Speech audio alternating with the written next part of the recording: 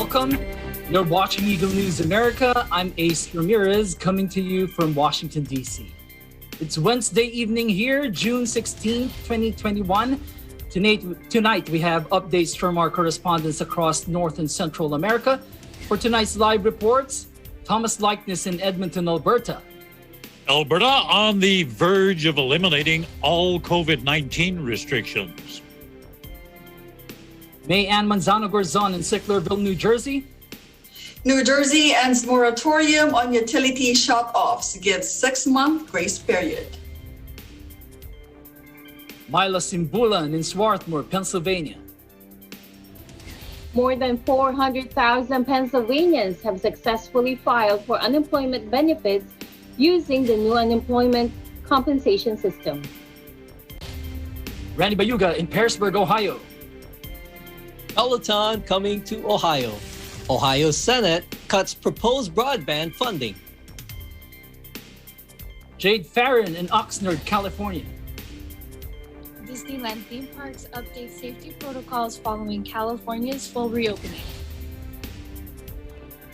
In Ciudad de Panama, May Davila tells us about Panama Canal welcoming transit of about 97% of the world's fleet of container ships. In Seattle, Michael Hudson reports about Washington State staying on course for its June 30th full reopening. For EBC Food, Gia Ganuelas Roldan in San Antonio will show us how to make winter melon milk tea boba. For tonight's roundtable, we will talk about that perfect combination, iced tea plus you and me. Our coverage begins now. President Joe Biden and President Vladimir Putin meet in person for the first time today in Geneva. President Biden says he told President Putin during their meeting that he will not tolerate Russia interfering in U.S. democracy. Will not tolerate attempts to violate our democratic sovereignty or destabilize our democratic elections, and we would respond. The bottom line is, I told President Putin that we need to have some basic rules of the road that we can all abide by.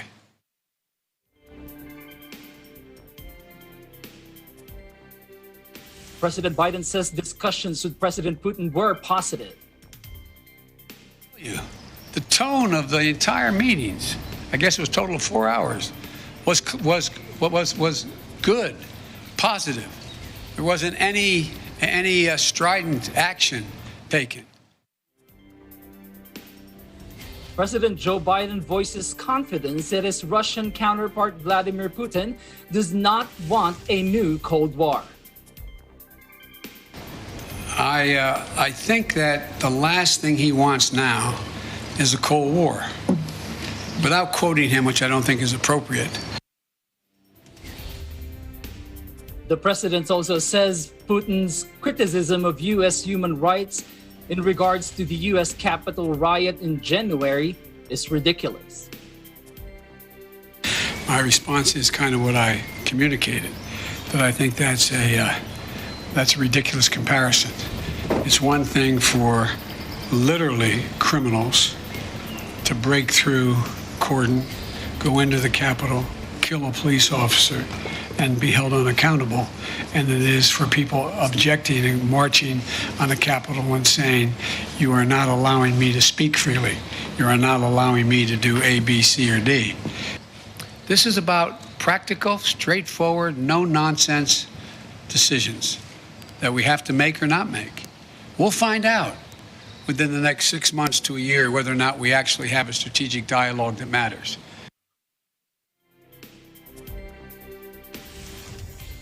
Meanwhile, after talks with President Biden in Geneva, Russian President Vladimir Putin says Moscow and Washington agreed for their ambassadors to return. Putin says they will return to their place of work. When exactly is a purely technical question. Diplomatic relations between Moscow and Washington had all but broken down since President Biden took office. After Biden likened Putin to a killer, Russia in March took the rare step of recalling its ambassador Anatoly Antonov and said the U.S. envoy John Sullivan to Moscow likewise should return to Washington. Sullivan left Moscow in April as the two countries announced a wave of tit-for-tat sanctions and expulsions of diplomats. In May, Russia formally designated the United States as an unfriendly state, barring its embassy from employing Russian nationals. The only other country on that list is the Czech Republic. Putin says his first face-to-face meeting with President Biden was absolutely constructive, and the two sides agreed to start consultations on cybersecurity. Now for COVID news. COVID-19 might have been here in the country weeks earlier than first detected. A new antibody testing study examining samples originally collected through the National Institutes of Health's All of Us research program found evidence of SARS-CoV-2 infections in 5 states earlier than had initially been reported. These findings were published in the journal Clinical Infectious Diseases. The results expand on findings from a Centers for Disease Control and Prevention study that suggested SARS-CoV-2, the virus that causes COVID-19, was present in the US as far back as December 2019. In the All of Us study, researchers analyzed more than 24,000 stored blood samples contributed by program participants across all 50 states between January 2nd and March 18, 2020. Researchers detected antibodies against SARS-CoV-2 using 2 different serology tests in 9 participant samples. These participants were from outside the major urban hotspots of Seattle and New York City, believed to be key points of entry of the virus in the US. The positive samples came as early as January 7 from participants in Illinois, Massachusetts, Mississippi, Pennsylvania, and Wisconsin. Most positive samples were collected prior to the first reported cases in those states, demonstrating the importance of expanding testing as quickly as possible in an epidemic setting.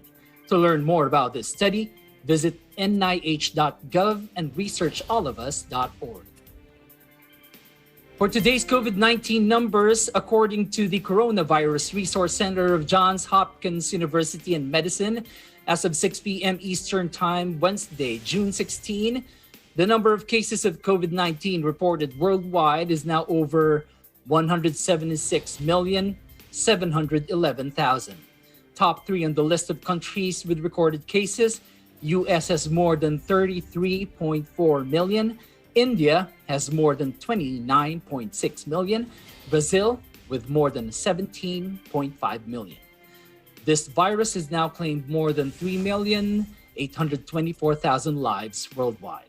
Top 3 countries with the most number of COVID-19 related deaths: still US number 1 over 600,000, Brazil with over 490,000, India with over 379,000.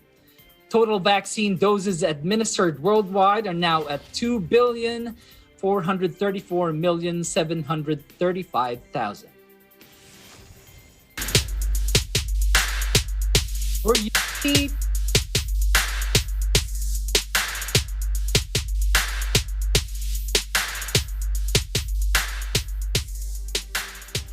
For Yemeni fisherman Faris Abdulhakim and his friends, the day was like any other as they headed out to sea to earn a living in the war-torn country until they struck gold in the belly of the whale.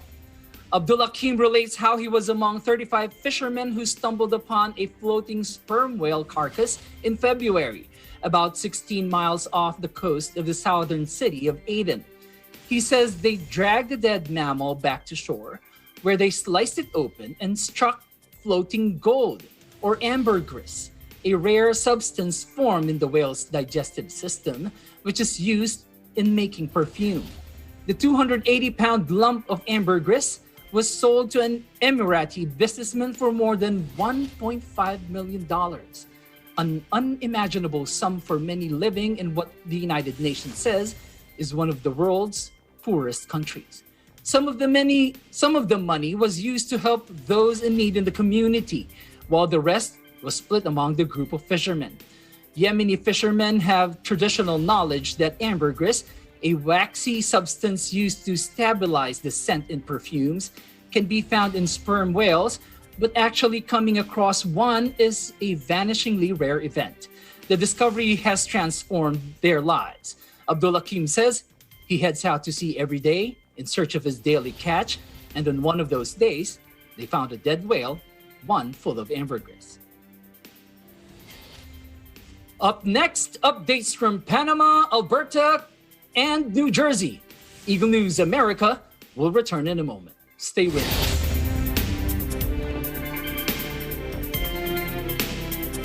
Start up your weekday mornings with edutainment, news, and information kasama ang inyong paboritong Net25 shows. Samahan ang inyong paboritong morning barkada sa Pambansang Almusal at 5 a.m. Tatalakayin mga pangunahing balita sa pagtutulungan ng Radyo Agila at Net25. Samahan si Weng de la Fuente sa Balitalakayan, 7 a.m. Saganang Mamamayan at 8 a.m. NHK World at 9 a.m. Eagle News International at 10 a.m. At mga balitang dapat niyong malaman mula sa Agila, Pilipinas at 11 a.m. This is your morning startup every weekday mornings only here on Net25. Ako ay nagbalik at muli kang nasilayan. Pakisabi na lang na mahal ko siya, di na baling may mahal siyang iba. Ilang awit pa ba ang awitin o giliw ko? Ilang ulit pa ba? Hello guys, how are you? Ronnie Liang here, and isa po ako sa mga guest artists or performers sa Letters and Music itong darating na Sabado, June 19, 1 to 2 p.m. Abangan niyo po ako, magkita-kita po tayo dito lang sa Net25. Natahimik at buong ligaya.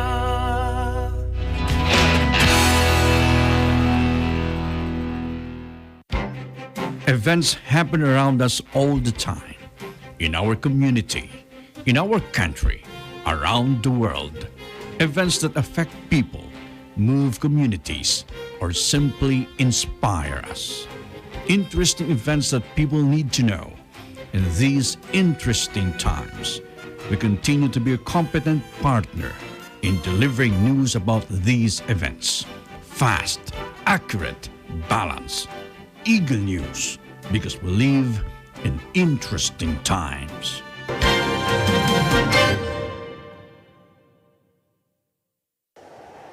Innovation, digital disruption, globalization.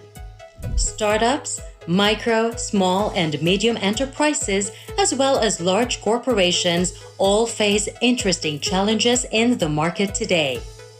Peek into the world of exciting opportunities and partnerships to drive growth with the latest business news and information.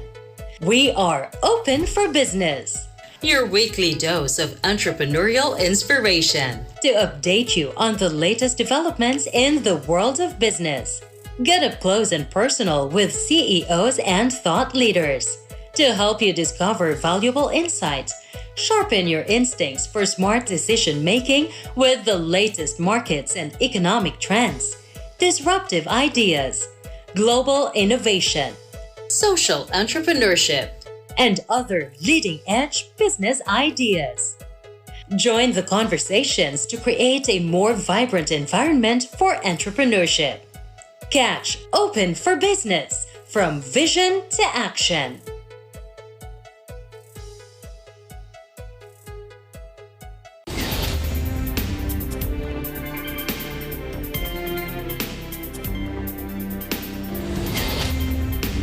Back, you are watching Eagle News America. Let's head over to Central America. World's container ships are now welcome to transit through the Panama Canal. In Ciudad de Panama, EBC's May Davila files this report.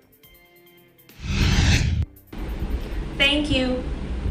Ahead of the 5th anniversary of its expansion on June 26, the Panama Canal has increased the maximum allowable length for vessels transiting the Neo-Panamax locks. The increase means that now 96.8% of the world's fleet of container ships can transit the Panama Canal, shortening routes and benefiting economies around the world. Panama Canal Administrator Ricarte Vasquez Morales boasts that this change was made possible by the Panama Canal team's experience operating the Neo-Panamax locks safely and reliably over the past 5 years. The extended maximum length overall will provide shipping lines with greater flexibility in making decisions for the deployment and construction of vessels with greater capacity that can transit through the Panama Canal. This announcement comes after a series of trial transits to confirm the safety of operations.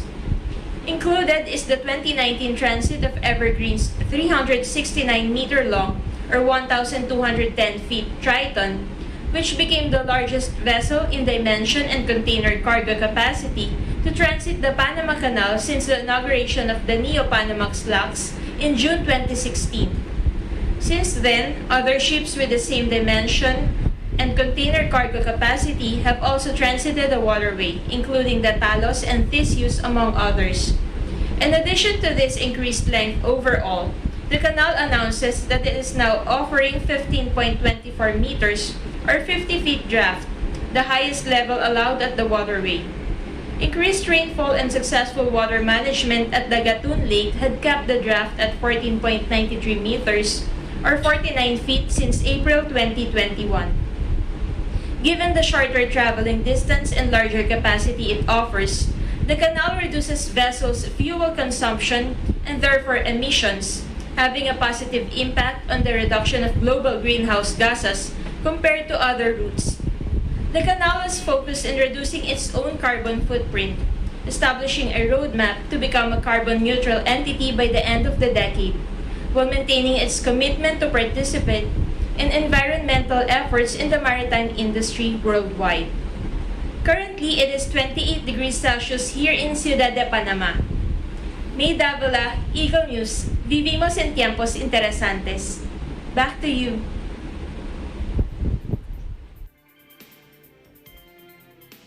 In Canada, the province of Alberta is on the verge of finally eliminating COVID-19 restrictions following a remarkable case count drop.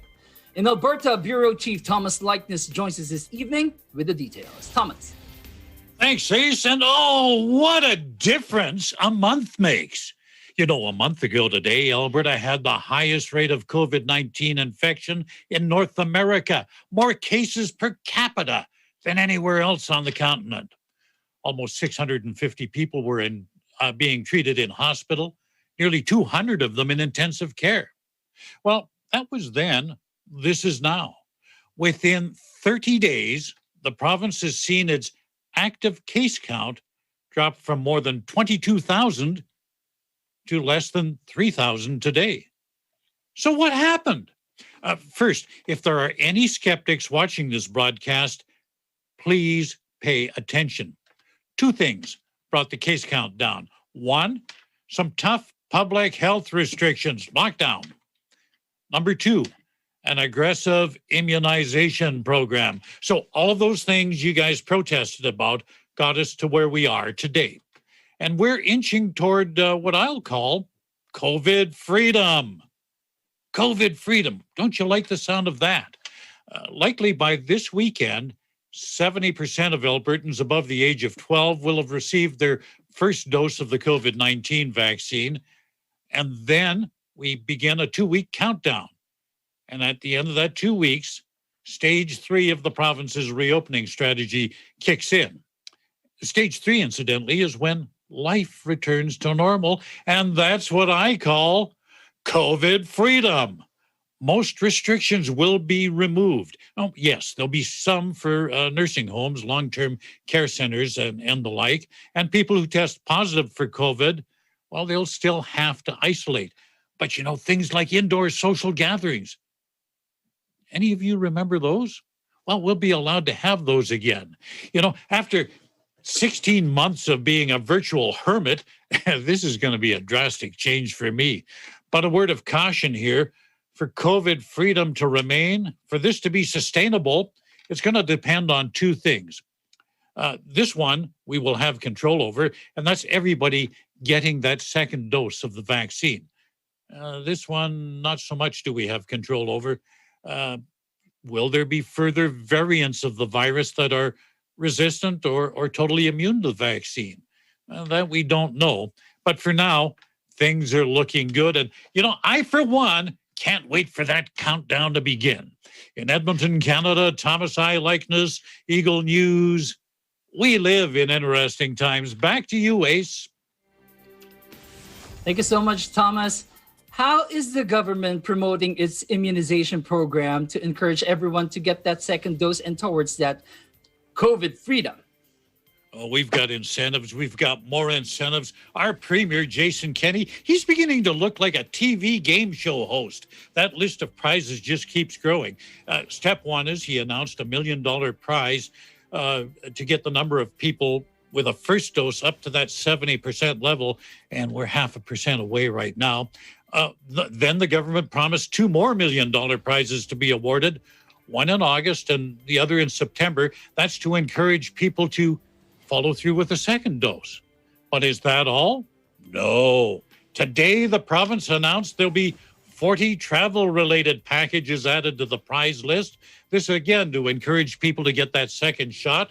And these prizes will include luxury vacations to resorts, domestic and international flights to a destination of your choice. And if you miss out on those, you can still win bonus points from one of 2 Canadian airlines. And all people have to do is roll up their sleeves and get jabbed. Ace? It sounds like, for a little bit there, you sounded like a game show host. So Yeah, be the announcer on Let's Make a Deal or something. But okay, all right. So it sounds like pretty much like the Vax-A-Million program from Ohio, right? Oh yeah, so, we borrowed on that. Right. I'm pretty sure there are critics who say the government shouldn't be spending taxpayer dollars and bribing people to get vaccinated or at least get the second dose. What do you say about that? We'll look at that. First of all, the travel packages, they're being donated by 2 airlines up here in Canada, Air Canada and WestJet. So cost there is not an issue. But let's look at the 3 $1 million prizes. Where's that money coming from? It's coming out of the Alberta health budget. What? You're taking healthcare money and giving it away as a prize in a contest? Well, you can argue that if we achieved herd immunity, the savings will be many times more than the prize payout. Just consider the number of people in hospital and what it costs to keep them there. I checked with the Canadian Institute for Health Information data this morning. It indicates the average COVID-related hospital stay costs $23,000. So let's take that $23,000, divide it into the $3 million, and you get 131. So if you reduce the patient count by just 131 people, you would break even. Now, again, 30 days ago, we had nearly 650 people in hospital. And at that rate, at that particular time, it was costing the healthcare system nearly $15 million to treat these people. So if it costs just $3 million in prizes to get us to that herd immunity and reduce the number of people in hospital with COVID, I think we're getting pretty good value for our money. Ace? I would agree with that. And not only you said the price payout, the savings would be greater than the price payout. You said, like I said, you reduce your patient count by 131 people, you've saved $3 million. That's true. So that's true. And the profit for these sponsors, it's going to be tenfold when everything opens up. Travel will be available to everyone, so it's going to be profit will be bigger, a lot bigger. Definitely, the economy rebounds. So yeah, it on the surface you might say, well, we're taking money out of the healthcare pot, but it really does make good economic sense. Well, let's talk about the medical community. How are they feeling about the province ending most COVID restrictions? I think if you talk to any doctor, nurse, healthcare worker, they're going to feel like I do. We can't wait for COVID freedom, but they're nervous. And I'll tell you what's making them nervous. It's the Delta variant. It's showing up in your country as well. And we've talked about the Delta variant before when I've been on the broadcast. It's more contagious, I should say, more virulent, which means if you do get infected by it, the infection is going to be more serious, and infected patients actually have a greater chance of landing in hospital than those infected with the original variant. Most worrisome is it's shown some resistance, not total resistance, but some resistance to the vaccine. So people in healthcare are being cautious. They're warning about, well, let's hope we don't have a fourth wave this fall.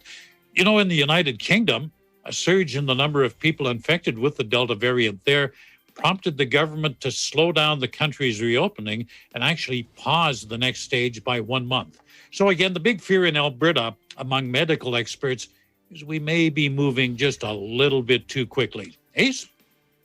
Thank you so much, Thomas Likeness, Alberta, Canada. You take care, Ace, and we'll talk to you at the round table. All right, see you later. In New Jersey, the utility shut-off moratorium for residents impacted by the pandemic ends with a 6-month grace period given to customers who need to apply for payment assistance plans. In Sicklerville, EBC's May-Ann Manzano-Guerzon tells us more. May-Ann.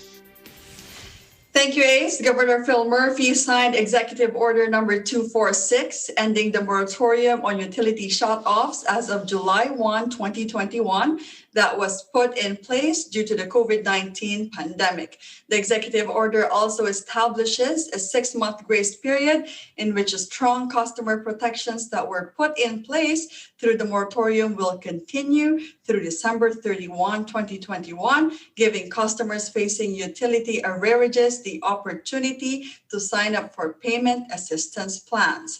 The grace period also enables the state to consider how it could leverage federal funding to expand eligibility criteria so more customers could apply for assistance plans.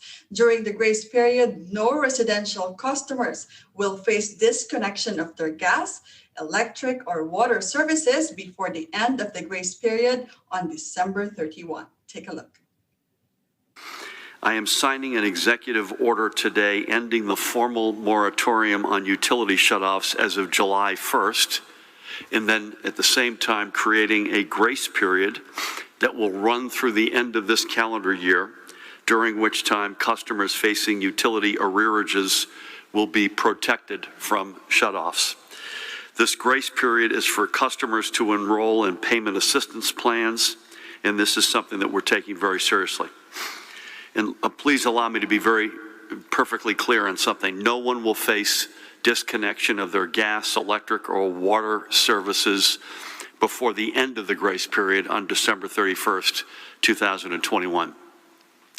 Households with residential internet service accounts currently being used by school-age children for educational purposes will also be protected from disconnection.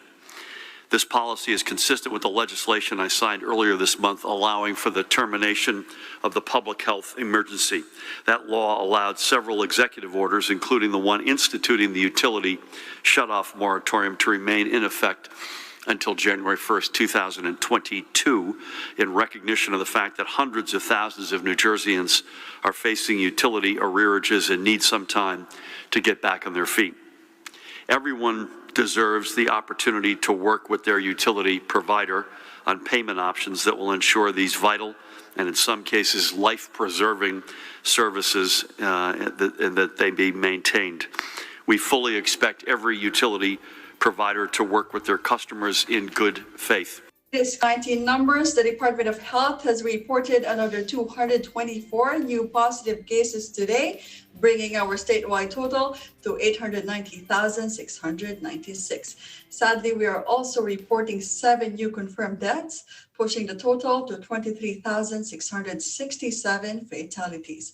But on the brighter side, the latest total of fully vaccinated individuals in New Jersey is now 4,627,717. To know the latest on New Jersey's vaccination progress, visit covid19.nj.gov/vaccine. And Ace, for a quick weather update, it's currently clear here in New Jersey. It is 64 degrees Fahrenheit or 18 degrees Celsius. In Sicklerville, New Jersey, May and Manzano Garzon, Eagle News, we live in interesting times. Back to you, Ace. Thank you, Mayanne. So why? What's the reason behind the establishment of a 6-month grace period? Well, Ace, as the state officials said earlier in the COVID briefing, it's the fact that COVID restrictions are being lifted here in the state, and people have been out of work. Those who have been out of work are re-entering employment, and the 6-month grace period is just right to allow people time to apply for assistance and get the help that they need. So residents here in New Jersey, Ace, are being encouraged to apply for help with their utility bills and arrears by visiting nj.gov/DCA/DCAid before the 6-month grace period ends, Ace. Pretty generous. So, okay, you said your report about utility moratorium. Are there any updates on eviction moratorium? As per Governor Murphy, also during the COVID briefing, no news or updates to make on the eviction moratorium, but he hopes to come to a resolution that has elements that are similar to this utility moratorium, just like to give people a date in the future and a transition period, so we could also prepare, or residents who might need the assistance in the eviction moratorium may also prepare for before the end of the moratorium. There should also be a grace period like this one, like what you said, a generous grace period like this one, Ace. Most likely another 6 months for eviction. Most likely. Pretty generous. New Jerseyans you guys got it good. Thank you so much, Manzano Garzon, Sicklerville, New Jersey. Thank you, Ace. When we come back, live reports from Pennsylvania, Ohio, and California. Eagle News America. We'll be right back.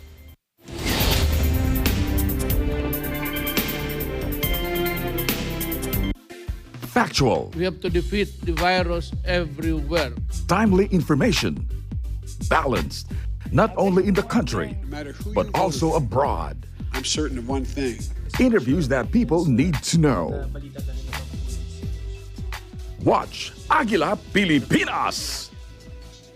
A 1-hour newscast of reports coming from regional hubs in Luzon, Visayas, and Mindanao.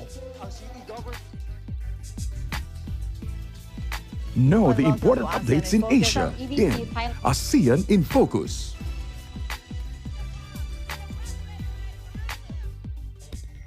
Track the latest stories in the provinces in Agila Probinsya. Tune into Mata ng Agila, the evening primetime news program of Net25. Balanced and objective, Mata ng Agila covers national and international issues, tackles news on business, health, science and technology, entertainment, sports and human interest features, and current events. And Eagle News International delivers the latest global reports, impartial, accessible, and up-to-date. It brings to fore EBC's rich international scope and access to valuable information streams. Well, thank you to thank our help outdoor track. Catch these programs on Net25. You can also watch our news programs through eaglenews.ph and Eagle News Facebook page and YouTube channel.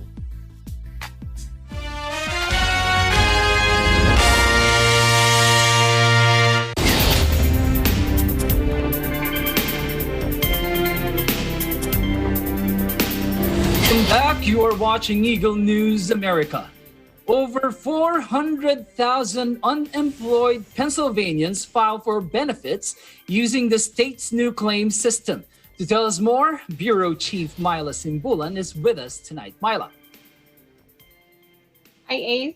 So last Tuesday, Pennsylvania Department of Labor and Industry launched a new unemployment benefit system. It's a faster and easier to use system that will help Pennsylvanians in filing their unemployment benefits. The new Unemployment Compensation or UC system replaces a 40-year-old outdated mainframe that made filing for unemployment benefits complicated for users and processing benefits cumbersome for staff. The new system makes filing for benefits easier and faster for users. Staff will need less time to process claims, which is expected to help reduce the number of users waiting for their claim to be processed. Department of Labor and Industry Acting Secretary Jennifer Berrier announced today that more than 400,000 people have successfully used Pennsylvania's new Unemployment Compensation or UC system, roughly the same number as before its launch on June 8th, indicating an overall effective transition. Let's take a look. Tuesday. In the past 8 days, we've had just under 367,000 individuals with unique Social Security numbers file for their weekly benefits, either using the online system or by phone. And we've had more than 40,000 individuals with unique Social Security numbers open a new claim for benefits.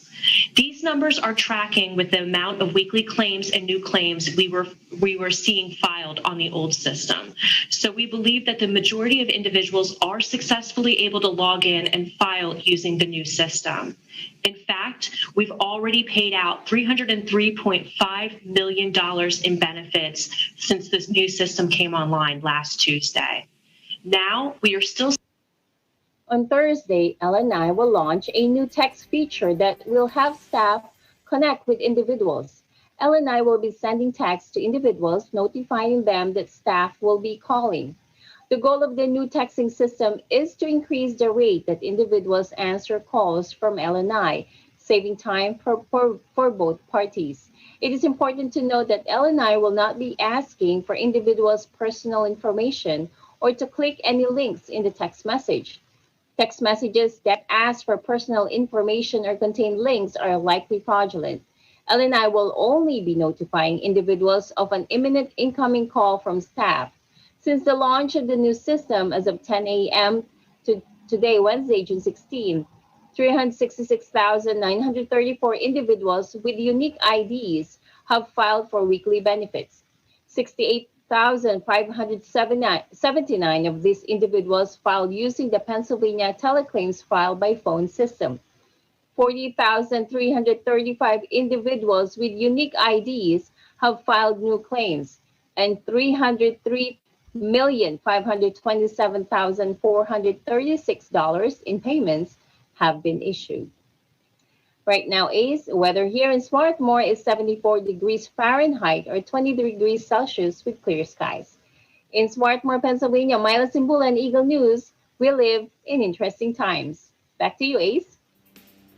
Thank you, Myla. Usually when you roll out a new system like this, it's met with negative reactions. How are the Pennsylvanians reacting to this new online system? Yeah, that's a good point. So those who were able to successfully use the system were thrilled and how user-friendly it is. But, you know, as any new system, there's a small percentage of users who are experiencing an issue logging in, especially logging in with their Keystone ID or when they attempt to change their payment type.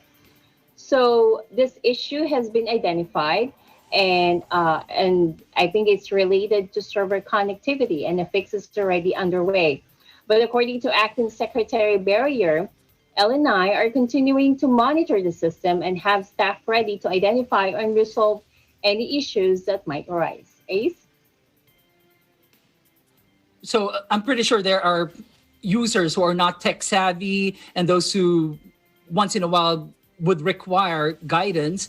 How does the Department of Labor address these concerns? So the Department of Labor, to support all these individuals that, as you say, not tech savvy, for them to learn the US system, LNI has been provided consistent messaging to them with directions, tips and tricks, and all those things. And in order for them to learn all these things, they have different ways. Like there's videos, there's also slideshows, walkthroughs of the new system and social media. There are quick tips on their website. They also send out direct emails to individuals containing information, the most commonly heard feedback. There's also banners at the top of the benefits.uc.pa.gov, and updates are always there on uc.pa.gov. And there's also support through the Unemployment Compensation Service Centers. And individuals who are still unable to file or would like to provide feedback on the new system, they should contact LNI by phone or email. Ace? Thank you so much, Myla Simbulan, Swarthmore, Pennsylvania. Thanks, Ace. Several stories from Ohio tonight. Bike and treadmill company Peloton is bringing business to the state. Plus, Ohio Senate cuts the proposed broadband funding. Eagle News correspondent Rani Bayuga is with us this evening with the details. Rani. Thank you, Ace. Peloton, the popular stationary bike maker, is coming to Ohio, investing about $400 million in Troy Township, Ohio, here in Wood County. Their new facility will be called Peloton Output Park. The facility will sit on 200 acres of land. Peloton's bikes are currently manufactured mostly in Taiwan. This will be their first U.S. factory. Peloton is working with the community leaders here in Ohio, such as Jobs Ohio. This new facility will help Peloton serve its huge U.S. customer base. Governor Mike DeWine states Ohio is excited to partner with Peloton's forward-looking leadership team in developing a new state-of-the-art facility using connected technology and creating 2,174 new manufacturing jobs in Wood County. In other news, Ohio State Senate cuts proposed broadband funding. This project should have been able to provide affordable high-speed internet to lower-income families. Lieutenant Governor John Husted voices his disappointment. Kids can't do their homework. Mom and dad can't work remote. Senior citizens don't have access to doctors through telehealth. We've got to get this going. Lieutenant Governor John Husted has also been working hard to attract more jobs to Ohio with the Tech Cred programs to help companies provide courses to help their staff upgrade their skills, as well as other education programs for high school and college students, programs that hope to keep talent in Ohio. Last week, he was at the groundbreaking for the new cross-country mortgage facility in Cleveland. And First Solar is also planning to invest another $680 million to build its third factory in Ohio, adding another 500 jobs. Jobs you can find at ohiomeansjob.com. And currently, the COVID-19 updates, vaccinations is now at 46.4%. That's 5,423,850 Ohioans who have received at least one shot of the COVID-19 vaccines.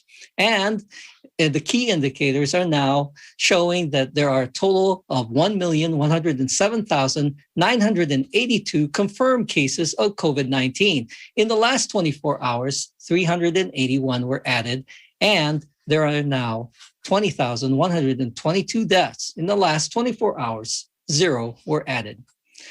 Perrysburg, Ohio, Rani Bayuga, Eagle News. We live in interesting times. Back to you, Ace. Thank you, Rani. Okay, so Peloton bikes, there are reports that it's vulnerable to malware attacks. Any update on that? So Peloton has actually released their security patch for this, but what the vulnerability is for those bikes that are accessible to the public. So bikes in hotels and whatnot, they can connect a USB drive and basically compromise the whole system. And they can watch you through their camera, listen to you through your mic. They can also install apps like Netflix and whatnot to gather more information about you.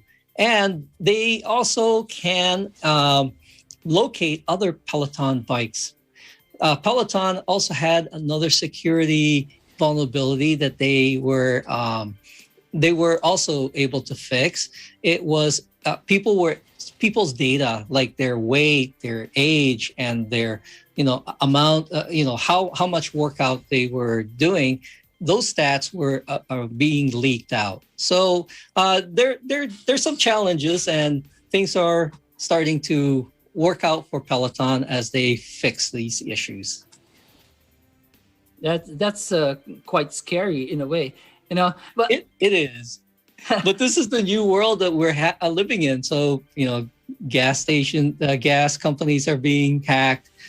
So there's going to be a lot of security things that we have to look forward to in the next few years. That's something that's our new life here, right? Mm-hmm. I'm pretty sure the company's trying to address that and reassuring the public, the users at least. Yes. The security is top notch. Okay, so update us on the Vax-A-Million winners. Vax-A-Million winners. There's one lady, Suzanne Word in Finley. She is now a millionaire. She won the $1 million prize. And a Sean Horning in Cincinnati won the full ride education trip for his college education. So really good prizes. There's one more drawing next week, and that's the last one. Hopefully I win. Congratulations to the winner, and I'll wait for that Randy Bayuga announcement, the next millionaire. Thank you, Randy Bayuga, Pearisburg, Ohio. Thank you. Disney theme parks in California align pandemic safety protocols with the state's full reopening. What does this mean for patrons of the happiest place on earth? Eagle News correspondent Jade Farron has the details. Jade. Thank you, Ace. Summer is just around the corner. Many students are officially on their school break vacation, and Los Angeles County has fully reopened in alignment with California's June 15th opening day. So it is only natural that parents throughout Los Angeles are planning their family activities and listing the different places where they can visit for everyone to enjoy. A major attraction that will most likely be on that to visit list is Disneyland, as this destination is popularly known to many Angelenos, young and old, as the happiest place on earth. Disneyland Resort and its two theme parks, Disneyland and Disney's California Adventure in Anaheim, also update their safety precautionary protocols to align with the state's full reopening guidelines. So what does that mean for Los Angeles residents planning to go to Disneyland with the entire family? First of all, Disneyland Resort theme parks welcome back all out-of-state guests, discontinued and regardless of their vaccination status. Secondly, on-site temperature checks are discontinued and are no longer done before entrance to the parks. Thirdly, physical distancing between guests is no longer required, but families may continue to do so at their discretion. A major change is that those fully vaccinated are no longer required to wear face coverings, whether outside or inside, throughout the parks. When indoors, those who are not fully vaccinated from 2 years old and above must still wear their face coverings, but can take them off when eating or drinking. Disneyland Resort theme parks will not request any proof of vaccination status, but everyone will be required to affirm that they are aware and informed of the state's recommended guidelines to be fully vaccinated or have tested negative for COVID-19 prior to entering any theme parks. The Toy Story parking site will open again to the public this June 18th. And when this happens, both vaccinated and unvaccinated guests who are 2 years of age and older must wear face coverings when being transported to the bus from the lot to the parks. In Oxnard, California, Jade Farron, Eagle News, we live in interesting times. Back to you, Ace. Thank you, Jade. So what are the new attractions there at Disneyland and Disney's California Adventure? Ace, everyone here is talking about the Avengers campus at Disneyland California Adventure. It actually just opened earlier this month. It's the newest attraction, bringing the world of superheroes into a real experience for guests. Anyone can explore and immerse themselves while meeting up with their favorite Avenger. Rides that can be found there where the entire family can be part of are Web Slingers, a Spider-Man adventure, and Guardians of the Galaxy Mission Outbreak. Ace? That's totally lit. What they say. Okay, how about you?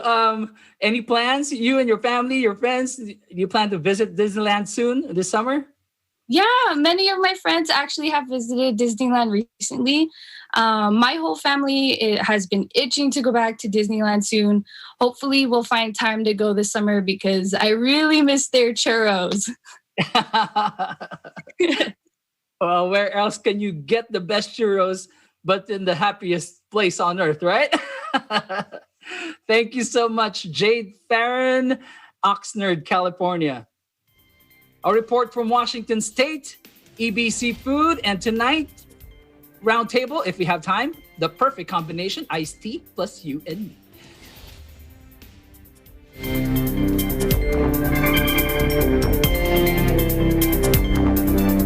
Hey there, Arnie Aquino here at Hatley Castle, one of the filming locations for the X-Men series. Don't forget to tune in to Digital Nest only on Net25.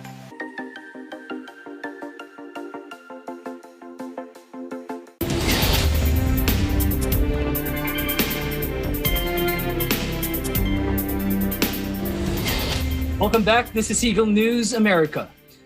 Let's check in with Eagle News correspondent Michael Hudson in Washington as the Evergreen State prepares for a full reopening come June 30th. Michael. Thanks a lot. So the big story coming out of Washington State today is that Governor Jay Inslee held a press conference touching upon the grand reopening that's supposed to happen in the state on June 30th. According to Governor Jay Inslee, and I quote, "Many people, including myself, are eager for our state to fully reopen. I have said repeatedly we are going to do this on June 30th or when we hit 70% of people 16 and up initiating vaccinations, whichever happens first. I'm hopeful Washingtonians will get vaccinated for their own health and that of their loved ones and to help move our state closer to full reopening.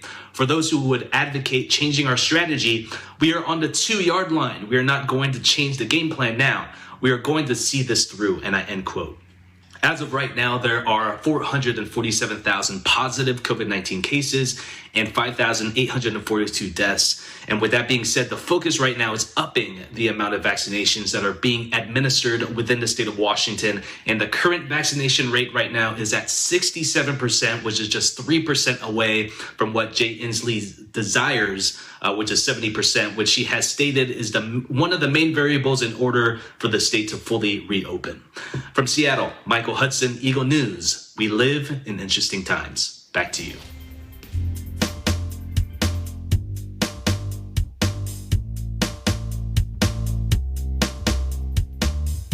Did you know that June is a National Iced Tea Month? Let's talk about a little bit of history. According to nationaldaycalendar.com, iced tea was first concocted as early as the 1870s. An English merchant by the name of Richard Bleckenden brought the beverage to popularity at a 1904 World's Fair in St. Louis, Missouri. Bleckenden crossed the Atlantic to sell black tea, steeped hot, and served to the American public. However, temperatures were extremely hot, so fairgoers were interested in cooler beverages. Bleckenden had to switch strategies, so he brewed a stronger tea and poured it over ice. And there you go, we had iced tea. Okay, we'll ask our team tonight, what's your favorite iced tea recipe, best flavor, and what's your favorite snack to go with it? Let's start with Jaden. Jade. Okay. What's your favorite iced tea recipe or flavor? I personally love me some raspberry iced tea. I think that's just black tea with just raspberry flavoring, and that drink going along with some chicken wings sounds like a good time to me. That's a good choice. Chicken wings and iced tea. Very good. And with who?